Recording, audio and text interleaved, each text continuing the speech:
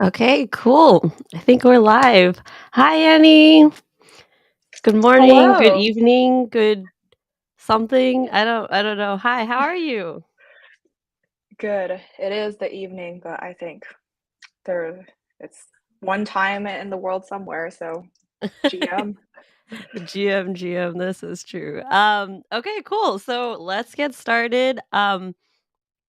Back to I guess where we were, or not where we were, getting started. I haven't done a Web3 Unleashed episode in like a month at this point. It's been a long time. Just travel, Defcon, etc. But excited to get back at it. We'll go ahead and get started. This is episode 8, I think. Um, Mhm. so Very lucky. yeah, you get to kick it off, bring it back to town. So yeah, today we're gonna talk with Optimism today. Um, then we'll dive into, I guess, stuff. So just to get started, I guess Annie, do you want to introduce yourself? Yeah. Hi, I'm Annie. These days, I work on protocol partnerships at OP Labs, which is the Optimism PBC company working on the technology that brings you the Optimism network. I've been around since February before kind of um, after our mainnet launch, but before we launched, I think, really to the masses, and have done a bunch of things at Optimism, ranging from backend engineering to integrations to product to now kind of this uh, technical collaboration space. And happy to be here. Yeah, super excited to have you. Okay, cool. Uh to get started, we are talking about optimism. This is going to be the L1, L2 space. Let's just lay down the landscape for those of us who really aren't familiar with what any of this is. So, what's an L1? What's an L2? Why did these things exist? Yeah, cool. So actually, before I like talked to Optimism ever, I didn't really know what an L2 was too, and that was when I first came into contact with Optimism. That was when the first wave of bridges were just starting to be live. So I was just thinking, oh, hey, is an L2 like a side chain? What is the difference?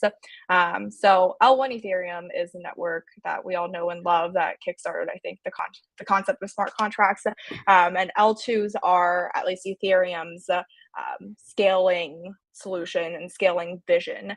Rollups is kind of the long term solution for Ethereum to scale horizontally and actually, I don't know if vertically applies, but it is the way Ethereum will scale. And the basic idea is that it moves execution off of Ethereum into a sequencer that is centralized at block production, but is decentralized in kind of the bigger picture as it piggybacks off of Ethereum security, which I can dive into more deeply.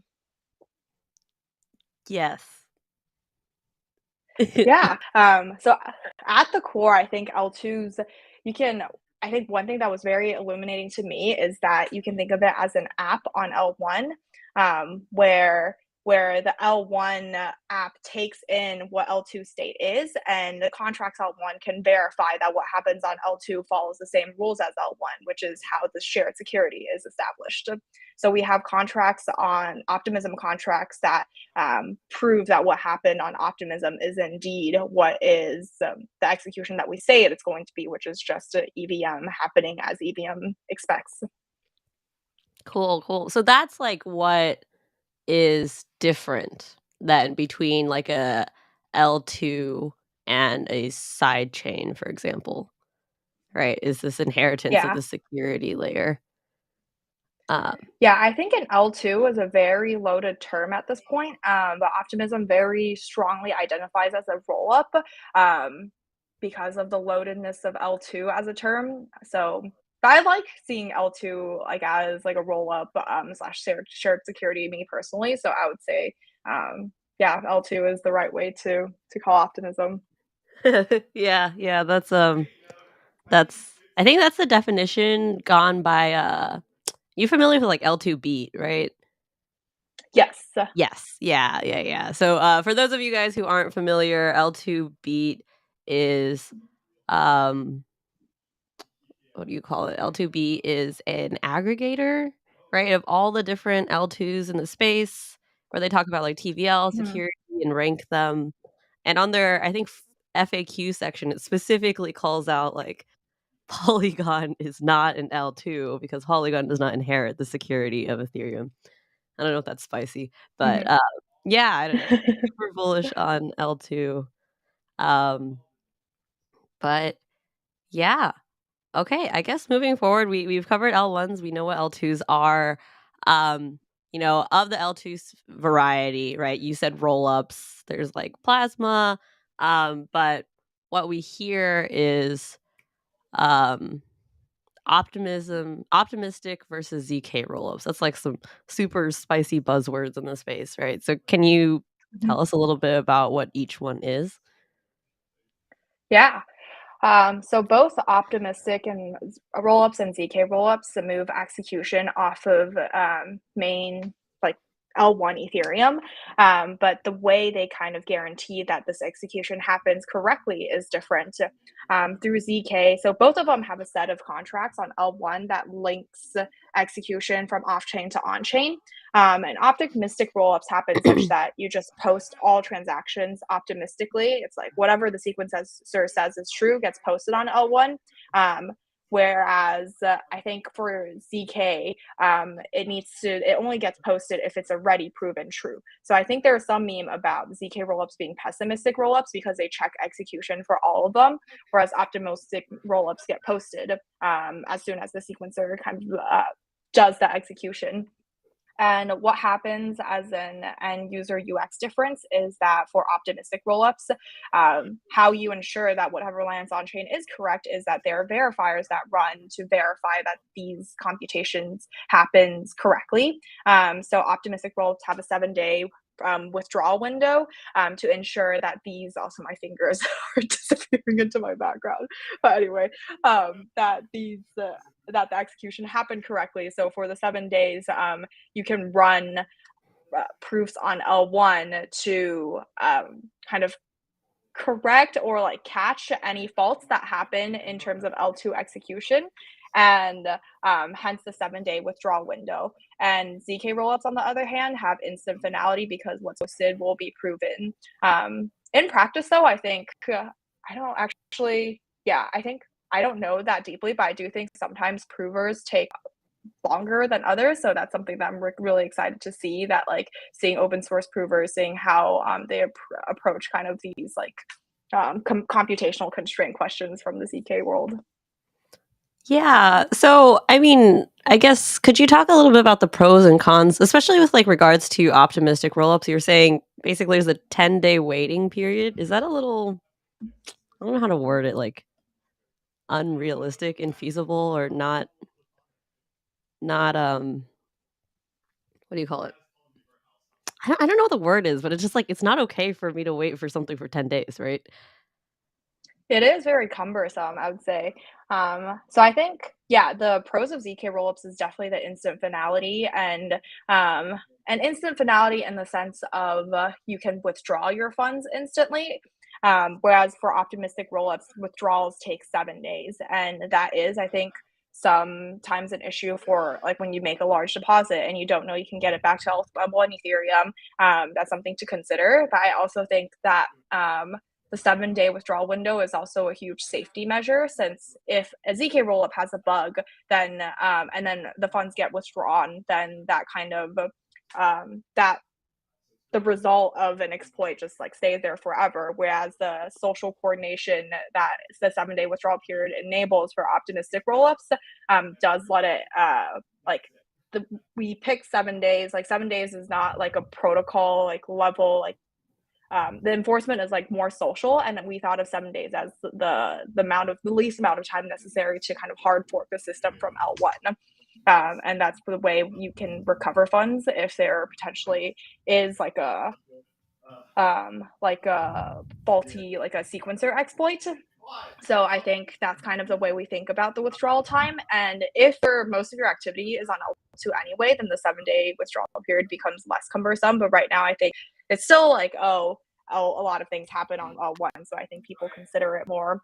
So that's kind of the debate around finality and withdrawals. But I think another thing that's more present right now is that optimistic rollups are more production ready, since ZK rollups require you to prove the execution of a transaction from start to finish, and and the proof of that means like right now there's just kind of limits, like it's less flexible of what you can do in existing ZK systems. Like for example, some ZK systems can't have recursion because that's really difficult to prove in a ZK computation. And whereas optimistic rollups, I think EVM equivalence is starting to become the industry standard. So like Ethereum devs can kind of just do Ethereum things right away on an optimistic rollup. So that's the two types of rollup. But I think from Optimism, we really think of ourselves as a generic rollup stack. I can talk about this more since it's going to be exciting in an upcoming upgrade. That we right now we have an optimistic proof, but we could have a different proof in the future based on the way we built our rollup. Okay, cool. I guess I do have a question about like how fraud proofs work, as in how. Yeah. Yeah. So at its core, and we've been pushing the term fault proof because I think fraud has like a financial loaded meaning. So we've been saying, oh, it's like a system fault instead of like, oh, fraud, wire fraud. But don't quote me. And so how this proof works is basically there is a contract on L1 that executes a transaction as if it happens let me think, as if it's happening on L1 Ethereum. So what we did is that we basically put Geth on the blockchain, but kind of compiled to a lower level language as MIPS, and then we just proved the actual MIPS execution. I think an easier analogy would be like a fault proof is basically just like putting like your client on the blockchain and proving that every little step happened correctly. Okay, cool. Um, where was I? Okay, cool. So we have optimistic rollups, ZK rollups. Um, this, I guess, this episode was about bridging because I'm piggybacking off of I guess my DevCon talk. But what is bridging exactly? Why do we need Yeah. it? Uh, Yeah, so because Optimism is kind of an app on Ethereum and has its own sequencer, it does keep its own state. So if you have, say, like 5 ETH on Ethereum, you do kind of need to interact with the Optimism like application slash bridge to be able to use that like part of that 5 Ethereum on Optimism. So bridging is kind of the mechanism of how you get your funds from L1 Ethereum to L2. Okay, cool. And then I guess I talked about bridging during DEF CON because it's a really like spicy word, I guess. There's so many hacks. And like I quoted this one, I think there was a study done where it was like 69% of 69% of all like crypto hacks or stolen funds were from bridge hacks, right? So like what's the why? Yeah, I think it's because bridges have so much money in them these days that let me think. So, in terms of what happens on a bridge, is that you kind of have this native currency. Like WBTC, for example, is a bridged asset. Like you have Bitcoin that's on the Bitcoin blockchain, and then somehow it goes on the Ethereum blockchain, and there's this action called bridging that happens. And for a lot of smart contract bridges, the bridge itself holds all the funds from the original chain and then issues a wrapped asset on the other chain.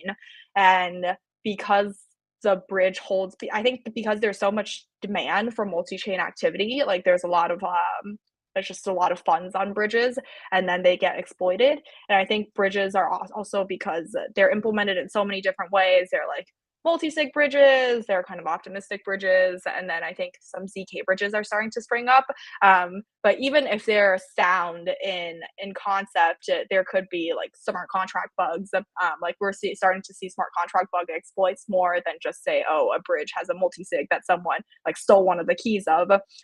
So I think the two reasons are that it's like lots of bridge holds a lot of funds, and bridge software is very complex since you're dealing with two chains that might have completely different like technical um, characteristics. Hmm. Okay, cool. Yeah, yeah. I think that was like a key point where you mentioned like bridges hold up a lot of money. I Mhm. think one thing I had mentioned was like bridges. Okay, correct me if I'm wrong. Okay, first off, there's not a bridge standard that exists right now, right? Everyone's just kind of building it however they want. Not however they want, but I think what I was piecing from you was that, it goes from a user has assets on L1, um, that was what do you call it? I don't remember what I was saying. Oh yeah, so user has assets on L1 and they want to put it over onto L2. So they put it into the bridge contract. That bridge contract locks the assets, release wrapped tokens onto the L2. Um, and then when it's going back to the L1, those wrapped assets are um, then burned on the L2. Is that how it goes? The Yes. wrapped assets are burned on the L2 and then released from the L1, or released from the bridge contract and then on the L1 again. So it's like very much like a centralized point of attack, right? Mhm.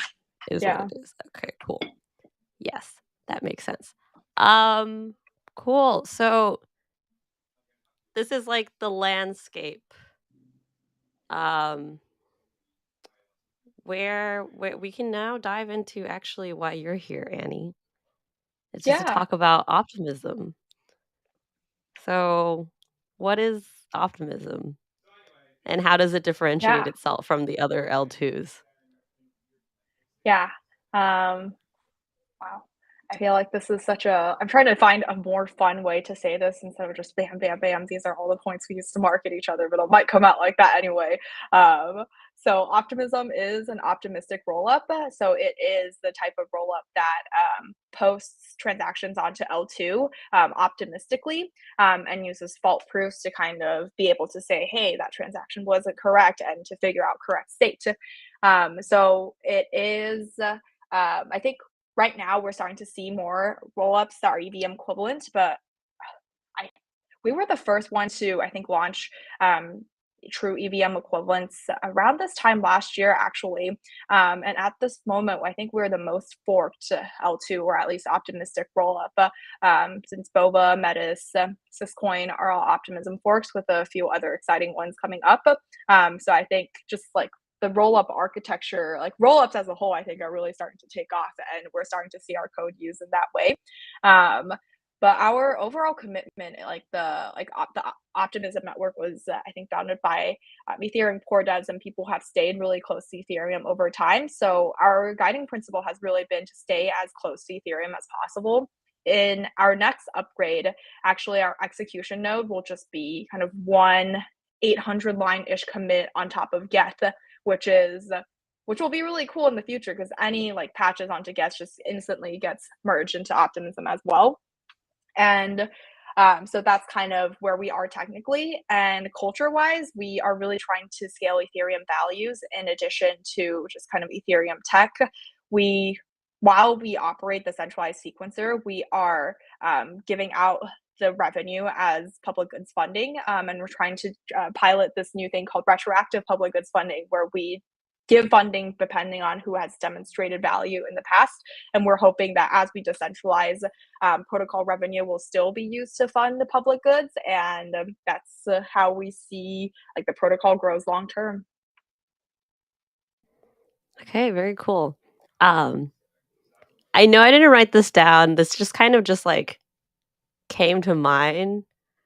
I understand everything you're saying, but I feel like there's probably viewers out there who are like, you're saying words like geth and like sequencer and like all these other vocabulary things that um aren't I guess, necessarily accessible to someone who's, like, just tuning in or, like, just heard about, like, Rollups, right? Mhm. So, like, maybe we would just Yeah. start from the beginning, right? Like, what is a sequencer? Like, maybe describe how a rollup works in the first place, like, this whole what are the words, like, sequencer?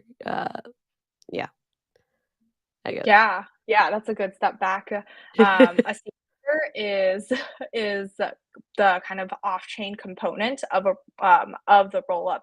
So the sequencer is kind of what you think of as the main block producing node in a rollup. We called it a sequencer because it sequences transactions, and in the future, you can kind of decentralize it by letting different people sequence these transactions in ways that they like or ways that their end users like and such. So a sequencer you can think of as like a giant node in Ethereum that produces all the transactions. And our sequencer is a fork of Geth, which is the most used Ethereum node and Ethereum's execution, like default execution client. So I guess one additional thing about the sequencer is that it executes our transactions to get kind of the roll-up state, which is like everyone's balances, like how much ETH you have, like how much like how many ERC20 tokens you have, and like whether you've done Uniswap swaps and stuff like that. So yeah, think of the sequencer as like the super node of the rollup. Okay, cool. Hopefully that was a good step back for people who, like, just what do you call it? Just tuned in or just heard about L2s. But I'm gonna head back to talking about optimism again. Okay, so, Yeah, um, like I had mentioned, ZK is getting hotter. Um, people are, um I don't remember what I was saying. Oh, yeah, people are basically, like, being like, "Okay, ZK, ZK, ZK." If you go to conferences or whatever, that is a buzzword. Like, optimism is obviously named Optimism. Do you guys have plans on moving to ZK? Like, what is the future for you guys? yeah. I So one of our design principles, I think, on founding is kind of delivering like the most realistic scaling that our users want. After I first joined, I watched this talk that our founder Jane gave. And then she was saying that nobody gives a fuck about TPS, which is really funny because before Optimism, the founding group worked on Plasma, which scales up TPS a lot, but can't really have Hold stop. arbitrary code execution. Mhm. What does TPS stand for? Yes, transactions per second. So it's just how many transactions you can send really quickly. Okay. Yeah. And with Plasma, so the easiest way to understand it is that you can't really run Uniswap on Plasma, and people really just want Uniswap on or like their favorite Ethereum apps on their scaling solution. So I think what's really important to us is giving people scaling the way they want it. So I think with that being said, we are very carefully monitoring how ZK Tech is developing and architecturing our rollup in a way such that it's ready to plug in kind of a new proof, whether that's a validity proof, which is what ZK rollups use, or kind of different versions of optimistic proofs when it's ready. So we're called Optimism, but I think that's more of like our ethos and our vibe rather than, oh, we're an optimistic roll up until the day we like whatever happens to a company. So I think proof wise are proof agnostic, but only barred by production readiness of the proof. I see, okay, and then this kind of ties into Bedrock, right? You guys have been coming out Yeah, with some announcements and things like that. yeah, yeah. I've been referencing Bedrock here and there in this talk. I'm just like, oh, Bedrock has this, Bedrock has that. So Bedrock is our upcoming upgrade, and it's this new upgrade that changes Optimism from just kind of like a slightly out of date Geth fork that like runs Ethereum equivalent transactions to like basically like Geth and Ethereum as you know it with just some roll up augmentations and like really really optimized to be kind of like any type of roll up. So for example, what we will enable with Bedrock is the swapping of proofs. Like currently, our proofs are Yeah, actually, I think our like current architecture is so convoluted that like we've built as a proof doesn't plug into it at all. But rather Bedrock kind of leaves space for like for the proof contracts to fit into our existing system really nicely. And our proofs will be, if you have heard it, it's canon. It's basically get like the Ethereum node compiled onto a contract on Ethereum that can tell you whether execution on Optimism happened correctly. And Bedrock will be the upgrade that brings this kind of brand new architecture that'll be cheaper and cleaner onto Optimism. Cool. And I guess we are heading into the 30-minute mark, so we can start wrapping up. Could you tell me about okay, I saw a tweet this morning from Optimism, or was it last night? I don't know. But OpStack, I think that's what was on the tweet. And it was like a winky face or something Yeah. cool. And I was like, I don't know what this means. What is this? Yeah, we've been trying to, I think, really hype OpStack up, and what it is it's just our Bedrock code base, but productionized to be like workable to the maximum extent. So we're really trying to make rollup as a service or like customizable rollups come true since we already see Optimism forked so much. And OpStack will kind of bring that more into existence. I'm talking to a lot of OpStack teams, so if I guess any viewers want to like build their tech on OpStack or really want a rollup chain of their own, that's what we're building.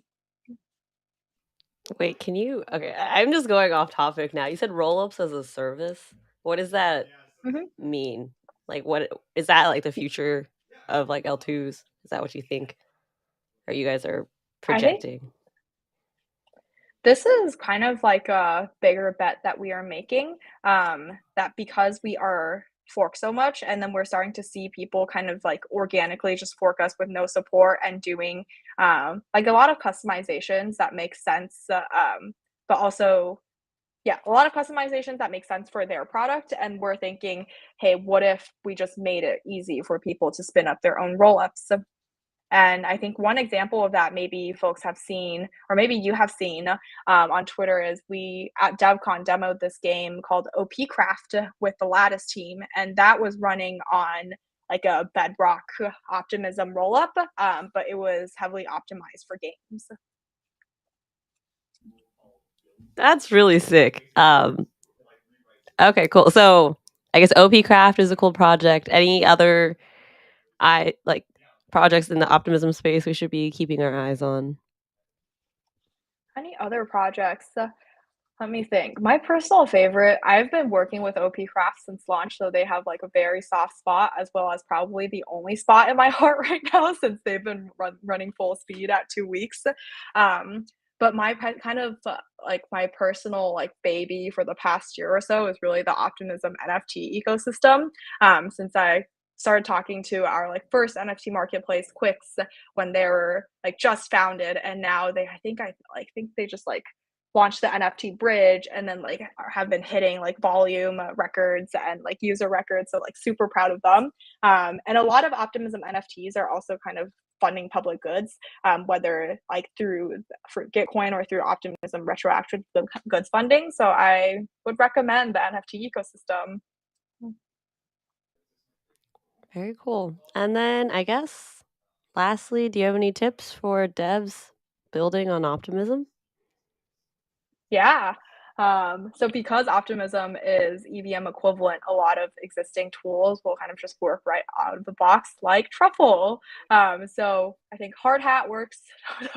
But What? yeah, just a lot of existing tooling works. So I think try out a bunch. I know we are biased here, but I think yeah, just kind of bring your favorite tools in. But if you have feedback, let us know in our Discord. Yeah, awesome, awesome. Okay, and last piece. How do we get connected with you, with optimism, or anything else you wanted to add before we close out and actually start building? Yeah, I realized in the beginning that you added all your handles very conveniently, and I've been trying to find an opportunity to add it. So I'll insert it now, but this is my Twitter handle. as well as the OP Labs Twitter handle. That's a good place. And also, I think discord.optimism.io will be the channel to our community of getting in touch with them.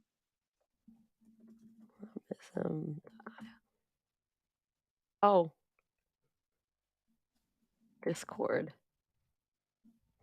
I think it. Did you see that? Do you see in the chats? It like has a bunch of stars. Discord. Yeah, I wonder if it's like a blocked word. Maybe weird. Okay, that's just Discord. Discord is blocked. Interesting. Okay. Well, Yeah. I'm typing discord.optimism. That's spicy. Is Discord a bad word now? Maybe. And then did you give it another resource? I forget. What did you say? Discord and just the Discord, docs. yeah, as well as the Twitter handles I just added to my name. Okay. Cool. So we get into the part where we're building now. Um, feel free to stay on, feel free to not. I'm going to be talking about Optimism's, I guess, Bridge SDK and Bridge contracts. So, Yeah. okay, I'll cool. hang on for 15 minutes before the meeting schedules clash. Okay, cool. Let me share my screen. So essentially, I'm just going to be doing a replay of what I did at Defcon. So at Defcon, for those of you guys who weren't there or haven't seen the recording, um, my talk was about how bridging is really difficult, and Optimism has done a really great job of providing contracts and an SDK that abstract away the need for us to write our own bridge contracts. Specifically, I was introducing this box that we had come out called a Truffle Bridge Box. So, for those of you who aren't familiar with truffle boxes are essentially boilerplate code, scaffold code to help you get projects kind of started up right away, in the sense that we provide the template, example smart contracts, tutorials, things like that to build off of. And so in this case, the Truffle Bridge box was specifically to talk about how to incorporate bridging into your dApp. So, to move forward, we're going to talk about what is in these contracts. So, to get started, with Optimism, essentially, there are, I guess, two ways to do. Or how do I explain this? Let me take a step back. So, in order to, I guess, how do I? Okay, let me backtrack. I'm hopping into the middle of a DevCon presentation, so I don't exactly remember where I'm at. Okay. Yes. Okay. So Optimism, in order to transfer data between the L1 and L2, deploys two smart contracts, one that is on the L1 and one that is on the L2. And these are called L1 cross domain messenger and L2 cross domain messenger. These are pre-deployed by Optimism, and there is one contract for every single kind of test net that is there and mainnet. So all of those are going to be found on your GitHub repo here. I'm going to click on the link, but that's where you can find the addresses. And so essentially what this does is two things. Is it's structured like this. So this is the interface of the cross-domain messenger. There's two important things right here that we need to call out is first off, this function send message. So send message is what is going to allow us to call the L1 contract for the L2 contract. Okay. Sorry, I'm getting a little distracted. My roommate. Okay, this is live, so I'm, like, really frazzled right now. Annie, can you hear my roommate in the background at I all? cannot. You're doing amazing. Oh, perfect. Okay, because like, I just keep hearing him laughing, and I'm feeling, like, very what do you call it? FOMO? I'm like, "Why are you having so much fun?" Okay. Uh, yeah, where am I? Oh, okay, to go back. Send message. Okay. So send message is essentially what allows us to call a function or do something on the other chain, right? And it takes in 3 parameters. First parameter is target. So target is going to be the other chain's address. So this is the contract you want to call. Message is the encoded version of the function and its inputs. So to take a step back, the way I guess it works, like Solidity compiles down is into this, like functions are compiled down into this thing called call data, which is a series of bytes. And it is basically the encoded version of the function name and the inputs that go into the function.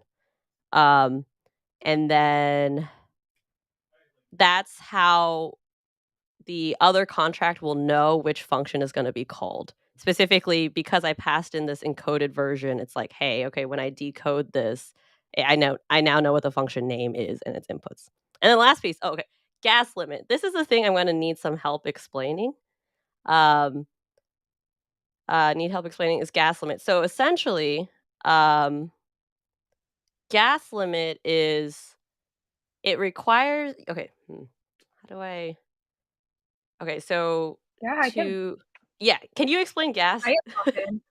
Yeah, yeah, so kind of like the concept of the L1 gas limit, when you pass a message into L2, there's the concept of gas on L2 as well. So when you pass a message, to execute the message, it usually requires a certain amount of gas, and this contract or this function allows you to specify a gas limit so that you don't like pass a message that like completely consumes your whole entire balance. So you can pass in this gas limit here on this bridge function so that on L2 you can have like a gas limit, set a gas limit as well. Okay, cool. So, because there's this piece about, I guess, to send a message on L2, it costs gas, but Optimism gives you 1.92 million gas for free, right? And so, Mhm. what I was saying here was there is a potential that um, whatever message or contract call you're trying to call, like, actually costs more gas than is free. So, the gas limit here is to specify in the case that it is gonna cost more than the amount of free gas given, um, I am willing to pay up to, like, X amount, right? And that's what the gas limit is saying. Yes? Yes. Yeah, I Okay. think the free number actually, yeah, I can never keep these constants in my head. But yeah, I think as a concept that is the correct explanation. Right, okay, cool. And then it's also if you specify over the free amount, um, you will never get it back. It's just like you're giving it away, right? So in this case, for example, I guess I had written here, if you specify 80K over 1.92 million, but spend less than that amount, you still have, um, I guess you, yeah, it's at a, Mhm. what do you call it? 1 to 32 ratio. So one L1 gas is equivalent to 32 L or Mm, 30. I don't remember. There's docs. But the point is, yeah, you guys get like, yeah. Okay. I want to move forward. I'm embarrassing myself. Second piece yeah. is cross-domain message sender. Okay. So this piece is if you are a smart contract developer, you probably have to reference like who is calling my contract, right? So message.sender is going to be okay, cool. The contracts like who calls the contract. Um but because the way the message sender works, um sorry, because of okay, let me start over. Oh, okay, this is why I got confused. So, yes. I'm going to take a step back. I'm sorry for all you listeners here. I'm like a little frazzled. So, it's we have two messenger domain contracts. So, there's messenger domain 1 and messenger domain on the L2. Um what is it called? But it's contract A calls the messenger domain contract to send a message to the messenger domain contract on the L2 to call contract B that's on L2. So what that means is the one that's actually doing the sending is the messenger domain contracts, but not your actual contract A. And so what this means is if you actually want to know contract A's address, you have to reference this cross-domain messenger sender function to get contract A instead of the messenger domain. Does that make sense? Um, oh, Annie hopped off. Whoops, I did not get to say goodbye to her.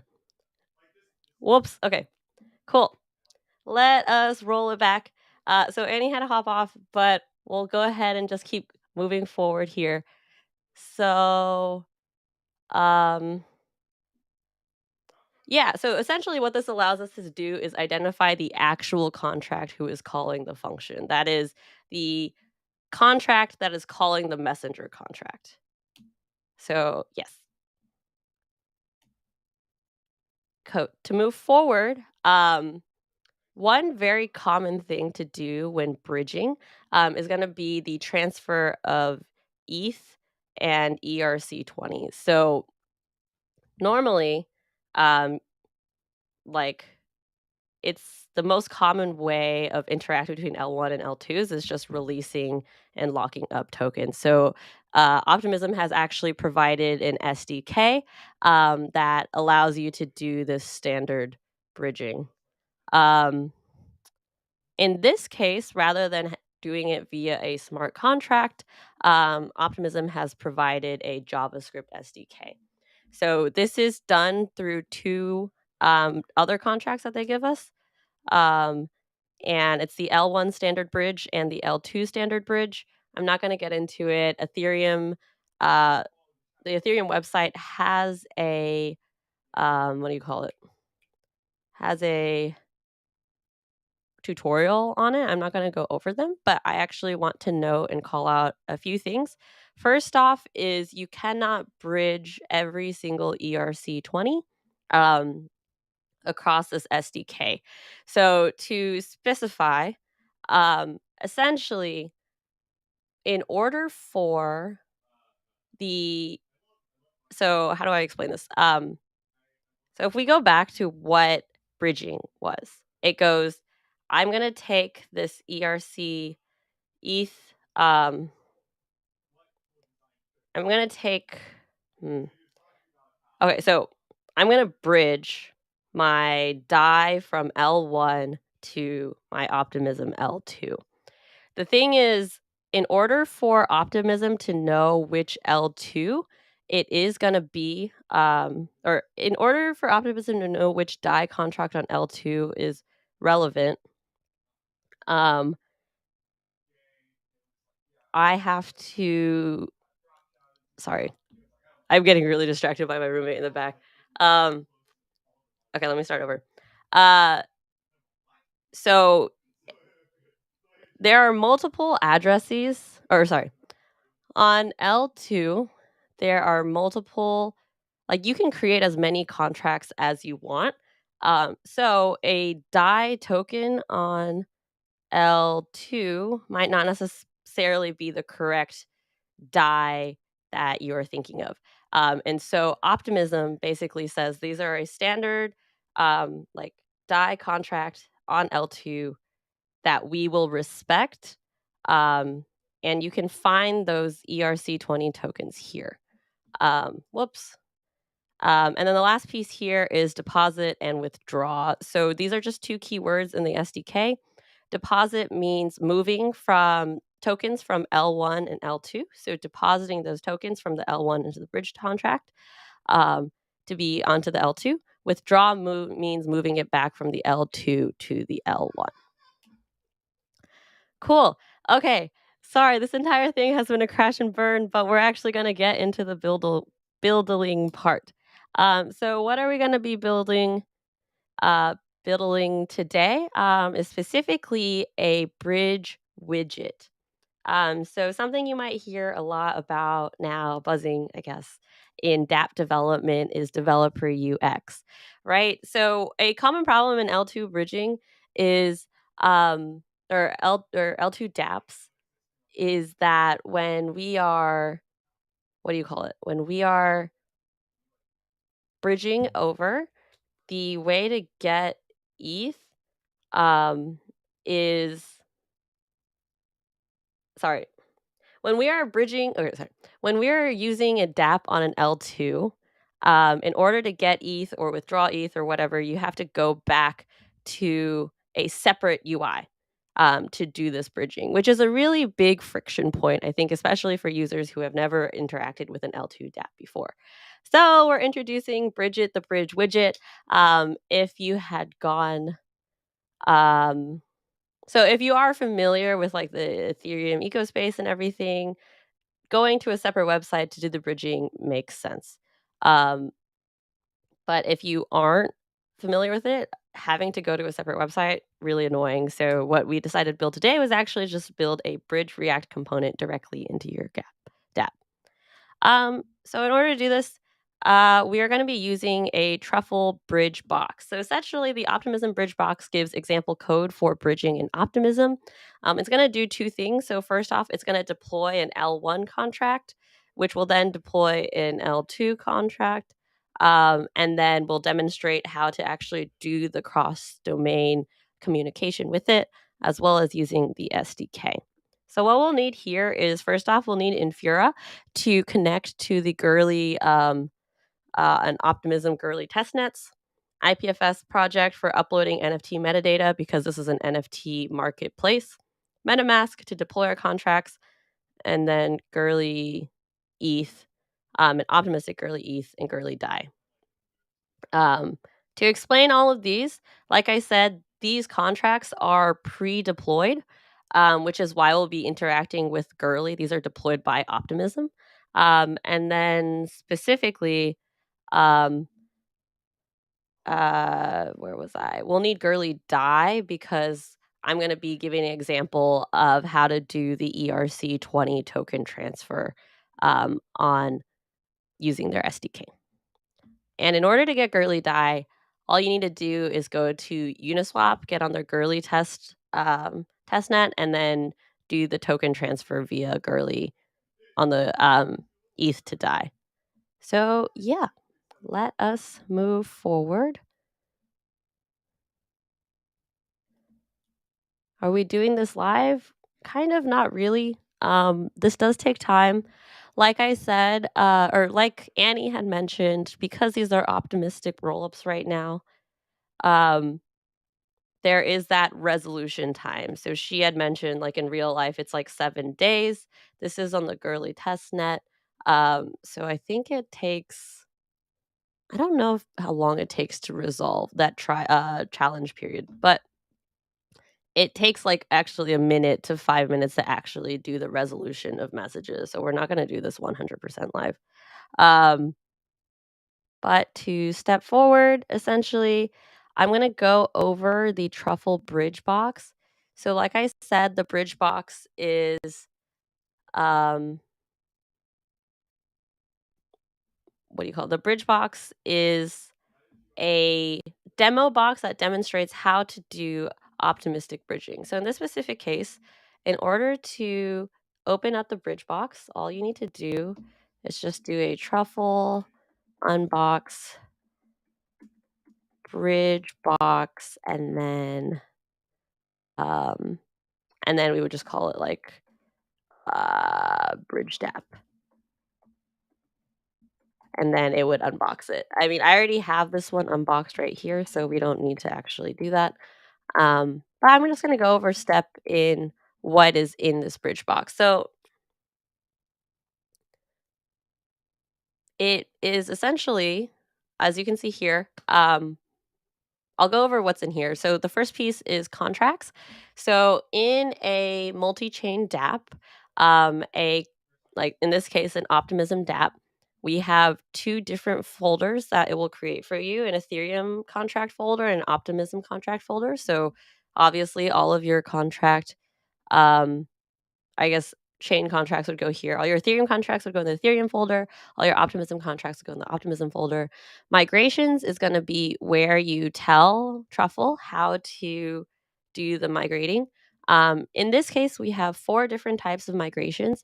The first one is to deploy the L1 contract, deploy the L2 contract, and then these two right here is actually just calling, um, I guess, the bridged functions. So specifically, I would not say this is like the best pattern to do. Typically, um, yeah. So, blah, blah, blah. Last piece is scripts. So in this case, this script is just demonstrating how you would do this like L1, L2 um, migration. This script is going to be demonstrating how to use the SDK. And the thing I did want to call out is when you're building in multi-chain dApp, we're actually having 2 different truffle configs. So truffle config obviously is where you tell Truffle, where are the contracts living, um, where is like where do we want these to be built. So in this case, truffle config is for your vanilla Ethereum contracts. Obviously, we are going to be building them into a separate folder called what do you call it? Ethereum contracts. This one is going to be Optimism contracts, and the networks are different as well. So in this case, optimistic girly is 420. For Ethereum, normal girly is just 5. So that's the layout of, I guess, the bridge box. To actually dive into the contracts of how bridging works, um, where was I? Yeah, let's actually talk about these 2 here. So the first piece is greeter L1. So this is going to be our contract on the L2. Sorry, this is an L1 contract. Um, and as you can see here, this one has already been cross. Sorry, guys, I'm so out of it. I haven't done these in a long time. Let me backtrack. So this is me going through an example of using Optimism's messenger contracts. So that cross chain domain L1 and the one on L2. So this address is pre-deployed and retrieved from the Optimism website. And this is the smart contract address uh, of Greeter L2. And so essentially what this does is, like I had mentioned, if you guys remember, let me find it. Um, right here. So we have the send message to actually do the message sending. Um, in this greeter L1, if I were to call set greeting, what it does is it encodes the signature. So basically it will tell the I guess the messenger on the L2, hey, the contract function I want to call is set greeting, and I want to pass in the input greeting, whatever this string is. And so this is the solidity function to encode it. Um, and that will get back a list of bytes. And then to actually do the send message, it will call that messenger contract, send message, pass in that address, pass in that message, and then that gas limit amount. And it's the same thing here with the greeter L2. So this is the cross domain address um, of the messenger contract on L1. Um, and then this is the contract address of the L1 contract. And again, the same structure, get the encoded data. So set greetings, and then calling it here with send message. So that's actually using this bridge contract right here, the messengers. So to actually do it, um, the way to go about it would actually be to call our scripts. So again, like this is just demonstrating how you would do multi-chain development. Number one, saying like I want to migrate the first one, or migrate using the first script. So the truffle syntax is just like using the from 1 to 1. You can just change these numbers as you want. Um, and then the next piece here is with the second one, so deploying the L2. And then here, again, this isn't actually a migration script. This is just doing a normal script. But as you can see, it grabs the instance, it calls set greeting, and then we'll actually do the call right here, which will, I guess, what do you call it? Call the function. I do want to note, I actually forgot to mention this, was here, if you notice, we're actually specifying the config. So again, this is the, I guess, key part of how you would do multi-chain development. In order to signal to Truffle which contracts you want to pull from, which, what do you call it? In order to tell Truffle, like, where we're pulling our contracts from, where we're building to, what networks we are, we have to specify which config we're using. So in this case, we are interacting with, um, the, uh we have to tell them I forgot. Oh, sorry. I'm getting so distracted. Anyways, this is how you do multi-chain. Basically, it tells us which contracts we care about. So in this case, it is gonna be pulling from the, um I guess, this guy right here, and so this contract, and etc. Um, so if we were to run the script, the output then looks like this. Um, as you can see, it will deploy the L1 and then deploys the L2 and then actually do the calling. So greater transaction confirmed on L1. If you can open this, let's see. You'll see that this contract actually did call greetings from Truffle, and it should be the same the other way around. So that's the SDK. Or sorry, that's the actual contract. To dive into the SDK, we actually don't have to write any contracts at all. It's super easy. Um, Basically, all you need to do is install this ETH Optimism SDK. It's just npmi.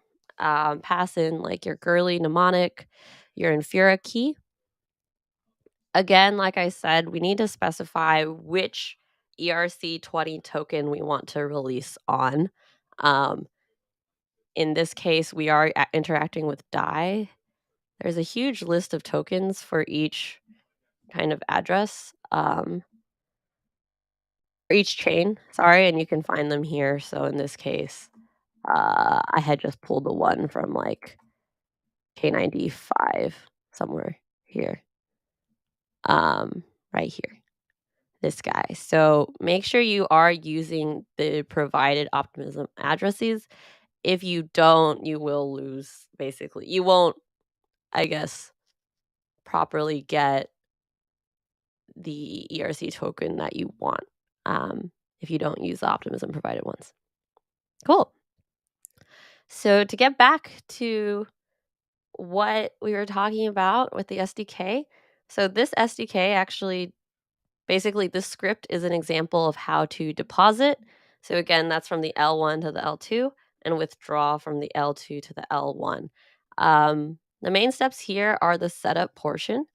So if we go to setup, it's pretty straightforward. Um, you need the signers, obviously. Cross-chain messenger is going to be, I guess, the SDK object that we will be interacting with. You need to provide which chain IDs that you're communicating between.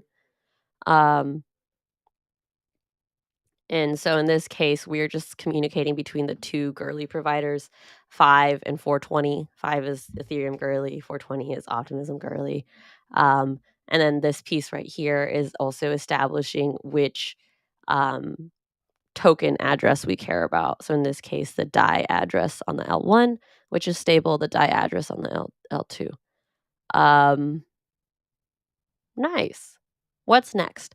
Report balances. So these guys right here are just helper functions to basically print out what is going to be in each of our wallet balances, just to kind of show what it looks like after you've done the transfer to and from.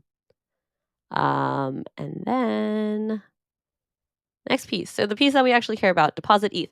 So to do the L1 to L2 transfer for deposit ETH, SDK is super simple. Again, all it is just a cross-chain messenger dot deposit ETH. And then there's essentially the SDK provides a lot of transaction statuses to let you know where in the process you are, again, because this does take some time. So in this specific case, to know that it's completed, we need to wait for a status called relayed. The same thing with ERC20. It's also a ERC20. However, there is one difference between the ERC20 and I guess like the normal ETH is this piece right here. So actually to do the deposit for an ERC20, you have to say, I approve that this is going to go forth in the first place. Because as I had mentioned before, you have to be very specific about saying like, this is the DAI address, contract address that I care about on the L2. Because if it is the wrong one, Optimism standard bridge contract won't recognize it, and then you'll just lose all those funds. So this approval step is here to basically tell you like, hey, this is like not like I am promising you that I am acknowledging that I'm doing this, and I'm like, this is the address I actually want to use. Anyways, so same thing. After you approve it, you deposit, wait for relayed, etc. And then the last piece here, withdrawing that ERC20. Again, this is the piece that is going to take a long time. So if you notice now, the difference is here we have a new message status called in challenge period, ready for relay to be finished with relayed. To backtrack, I don't know if Annie touched into this, right? So like to go from L1 to L2, bridging that ETH over is actually relatively simple. Again, to bridge back, so L2 to L1 is when that challenge period is going to be introduced, when that period of like fault proofs, not fraud proofs, fault proofs are going to be able to be run. And so because this takes a little bit of time, Optimism has introduced the challenge period status, this ready for relay status, and again, waiting for status to change to relayed. And withdraw ETH is the same thing. There's not actually a difference here between the withdraw ETH and ERC20. So yeah, for that one, if you run the script, it's super straightforward. Again, it's just a deposit ETH, withdraw ETH, deposit, withdraw, and it does take some time. Again, if you see, it takes a lot longer for like 351. Yeah. So that is the bridge contract. Let's actually dive into creating a bridge dApp. So in order to do that, I'm gonna do here's this guy. Let me bring up my. We are actually at time, so I'm not gonna dive into everything. But essentially, if you were to create a dApp, right? What you need is you need a client for all of your client facing, so your front end, and then also your Truffle folder for your smart contracts. So I'm not going to actually go into building all of it, but I think I'll release the guide for this later today. Essentially, we created a marketplace as well as an NFT. And the client is here. the thing that we care about the most is gonna be, um,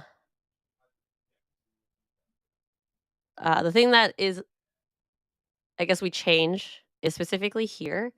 If you look in, the contracts now, instead of putting the build, let's see, right?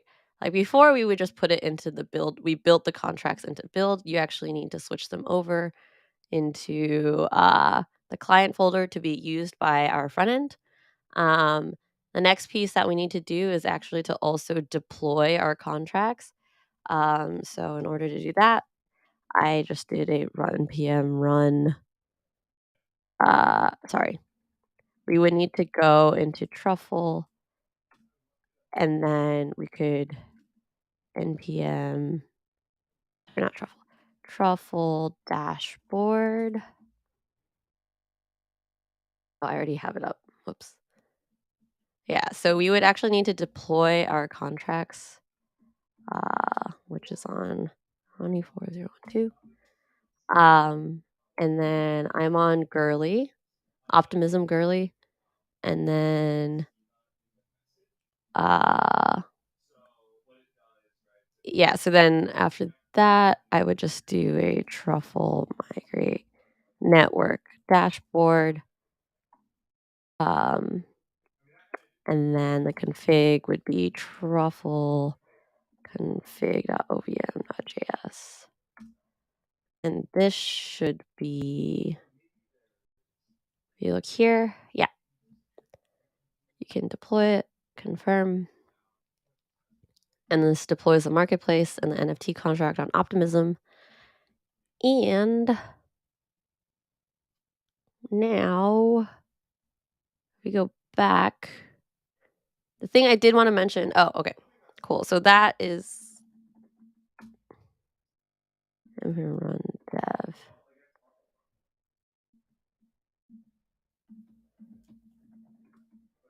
The view we care about here is the girly bridge. And so what I wanted to mention is essentially split right. Oh, and then I wanted to bring, where is it? Pages. Girly bridge. Yeah. So if you notice, this is the script that we had written earlier, or I had gone over from the bridge demo, to essentially focus on, show you how I converted, I guess, this script into this dApp. Basically, all I did was we're just bridging ETH here. Um, if you look at it, yeah. Where's the code? Here, deposit ETH. So to do the depositing, so that's the L1 to the L2, it is virtually exactly the same. And so, yeah, that is the power of, I guess, the Truffle Bridge Box. All I did was just port it over and add it into a function. So the same thing with withdrawing ETH should look exactly the same as well. And so now if you want to bridge your ETH in 0, 1, and oh, I really don't want to deposit my girly ETH faucets are. So inspect. So this actually should take some time. As you can see, it is starting to work. Okay. Wow, that was a lot. I think that is everything for the bridge box. I don't think I have anything else. So I'm not sure if I have more slides.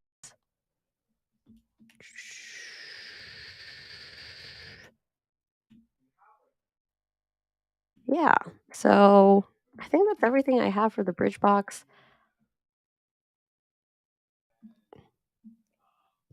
I'll stop screen sharing. Yeah, I guess that's everything for the bridge box. I don't know if anyone has any questions. Um, the guide will come out later today. Um, Otherwise, so sad that Annie couldn't stick around, but thanks everyone else for being on. I hope you guys learned something cool about optimism and bridging. And I will see you guys next week. Oh, next week finally will be the last part of our um, rental NFT marketplace. So it's been a long time coming, but that will finally wrap up. So yeah, have a good Thursday, everybody. Oh, I forgot to mention I did dye my hair red for optimism. I guess Annie wasn't around to hear that. But yeah,